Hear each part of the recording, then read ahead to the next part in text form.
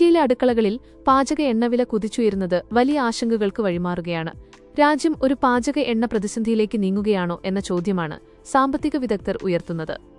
ഇന്ത്യയുടെ പാചക എണ്ണ ആവശ്യകതയുടെ വലിയൊരു ഭാഗവും വിദേശ രാജ്യങ്ങളിൽ നിന്നുള്ള ഇറക്കുമതിയെ ആശ്രയിച്ചിരിക്കുന്നതാണ് ഈ പ്രതിസന്ധിക്ക് പ്രധാന കാരണം. ഇന്ത്യയുടെ മൊത്തം പാചക എണ്ണ ആവശ്യത്തിന്റെ ഏകദേശം 60% ഇറക്കുമതിയിലൂടെയാണ് നിറവേറ്റുന്നത്. പാം ഓയിൽ, സോയാബീൻ ഓയിൽ, സൂര്യകാന്തി എണ്ണ എന്നിവയ്ക്കായി ഇന്തോനേഷ്യ, മലേഷ്യ, അർജന്റീന തുടങ്ങിയ രാജ്യങ്ങളെയാണ് ഇന്ത്യ പ്രധാനമായും ആശ്രയിക്കുന്നത്. അന്താരാഷ്ട്ര വിപണിയിലെ വിലക്കയറ്റവും റഷ്യ-ഉക്രൈൻ യുദ്ധം പോലുള്ള ഭൗമരാഷ്ട്രീയ സാഹചര്യങ്ങളും ഇന്ത്യയിലെ എണ്ണവിലയെ നേരിട്ട് ബാധിക്കുന്നു. ഉക്രൈനിൽ നിന്നുള്ള സൂര്യകാന്തി എണ്ണയുടെ വരവ് കുറഞ്ഞതും ഇന്തോനേഷ്യ പാം ഓയിൽ കയറ്റുമതിയിൽ നിയന്ത്രണങ്ങൾ ഏർപ്പെടുത്തിയതും തിരിച്ചടിയായി.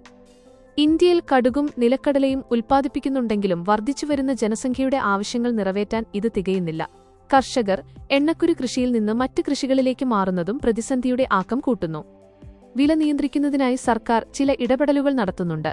പാചക എണ്ണയുടെ ഇറക്കുമതി തീരുവ കുറച്ചും ആഭ്യന്തര ഉൽപ്പാദനം വർദ്ധിപ്പിക്കുന്നതിനായി national mission on edible oils പോലുള്ള പദ്ധതികൾ നടപ്പിലാക്കിയും പ്രതിസന്ധി പരിഹരിക്കാനാണ് സർക്കാർ ശ്രമിക്കുന്നത്.